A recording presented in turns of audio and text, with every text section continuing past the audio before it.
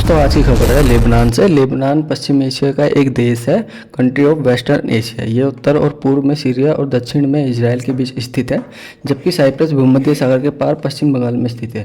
दोस्तों आज की जो ताज़ा खबर आई है उसको हम आपको बताते हैं कि लेबनान से क्या खबर आई है इस टाइम। दोस्तों अभी जो खबर निकल कर आई है वो लेबनान से है, जो कि वहाँ के वॉकी टॉकी में एक बहुत ही सीरियल ब्लास्ट हुआ है। और इन ब्लास्ट वॉकी टॉकी में नहीं बल्कि लैपटॉप वगैरह में भी ब्लास्ट हुए हैं। हिजबुल्लाह ने इन धमाकों के लिए इजराइल को जिम्मेदार ठहराया है, जबकि इजराइल ने ना तो इन आरोपों को स्वीकार किया है और ना ही इसका खंडन किया है। इस बीच अमेरिका ने खुद आकर बयान दिया है। इस हमले की ना तो हमें जानकारी थी और ना ही हमें इसके बारे में कुछ पता है। तो दोस्तों आगे फिर लेबनान में 2 दिन से धमाकों की गूंज सुनाई दे रही थी। पेजर से लेकर वॉकी टॉकी, लैपटॉप, रेडियो और सोलर पैनल सभी में ब्लास्ट हो रहे हैं। इससे हिजबुल्लाह और लेबनान की जो आर्मी है और उनकी जो सरकार है बहुत ही ज़्यादा हक्के बक्के में है, हैरान हो चुकी है कि आखिर ये हमले कैसे हुए और इसको इजराइल ने कैसे अंजाम दिया। तो इसका साफ साफ मोसाद पर इल्ज़ाम लगा है लेबनान गवर्नमेंट ने। निशाना लेबनान का चरमपंथी संगठन हिजबुल्लाह है और निशानेबाज इजराइल को बताया जा रहा है। लेकिन सवाल है कि क्या इजराइल ने इन हमलों को अकेले अंजाम दिया है या कोई इसमें सम्मिलित है या किसी और देश ने इजराइल का इस ऑपरेशन के खिलाफ साथ दिया है इजराइल का ये ऑपरेशन करने में।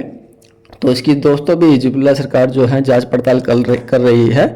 और लेबनान सरकार ने ताइवान से ही पूछा कि आखिर ये चीज़ क्यों हुआ, लेकिन ताइवान ने उनको हंगरी के लिए बोल दिया कि हमारा सिर्फ ब्रांड है, हमारा सिर्फ नाम है, लेकिन इसकी जो मैन्युफैक्चरिंग होती है, जो बनते हैं वो हंगरी में होता है। तो आप उधर से पता कीजिए कि कौन देशद्रोही है, कौन गुनहगार है। तो दोस्तों रिपोर्ट के मुताबिक पता चलता है लेबनान का हमला इजराइल की खुफिया एजेंसी मोसाद और इजरायली सेना IDF का जॉइंट ऑपरेशन था। ये दावा किया गया कि लेबनान ने इस हमले से पहले इजराइल के रक्षा मंत्री योवाट गैलेंट ने अमेरिका के लॉयड ऑस्टिन को फ़ोन भी किया था और इसके बारे में उसकी पूरी सूचना दी।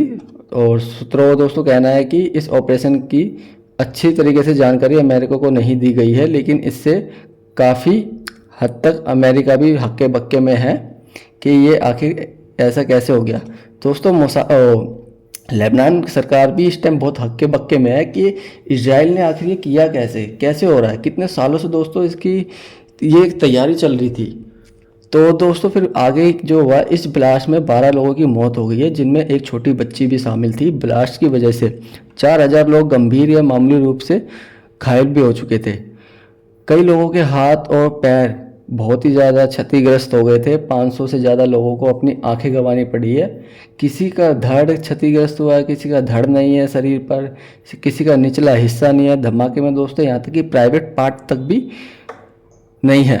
इस धमाकों में जो हुआ है, इस धमाकों में किसी का हाथ नहीं, किसी का सर नहीं, किसी की गर्दन नहीं, किसी के पैर नहीं, किसी के प्राइवेट पार्ट तक नहीं दोस्तों। ये धमाका बहुत ही खतरनाक हुआ है दोस्तों। लेबनान में ईरान के राजदूत मोस्तबा अमामी को एक आंख गंवानी पड़ी, जबकि उनकी दूसरी आंख बुरी तरह से क्षतिग्रस्त हो गई है, घायल हो गई है, जिससे उनको दिखाई भी नहीं दे रहा। मरने वालों में लेबनान सांसदों के बच्चे भी हैं। हिजबुल्लाह के लड़ाकों के परिवार वाले भी इस धमाके की चपेट में आ गए हैं, जिससे हिजबुल्लाह अब बहुत ही ज़्यादा गुस्से में है और वो मोसाद से बदला लेने के लिए तत्पर है। ठीक इसी तरह बुधवार को वॉकी टॉकी से लेकर सोलर पैनल, लैपटॉप और रेडियो में ब्लास्ट किए गए हैं। हमलों में 20 लोगों की दोस्तों मौत हो गई है। और आगे की अब रिपोर्ट में दोस्तों पता चलेगा कि आगे जाके लेबनान अब इससे आगे क्या इजराइल पर क्या कार्रवाई करेगी क्या नहीं। तो दोस्तों आज के लिए इतना ही। दोस्तों अगर चैनल पे नए हैं तो प्लीज़ चैनल को सब्सक्राइब कीजिए। एक सब्सक्राइब करने में कुछ जाएगा नहीं दोस्तों, फ्री है। तो प्लीज़ न्यू वीडियो के लिए अगर आप चाहते हो कि आपको लेटेस्ट वीडियो और भी आती रहे तो प्लीज़ चैनल को सब्सक्राइब कीजिए दोस्तों। धन्यवाद।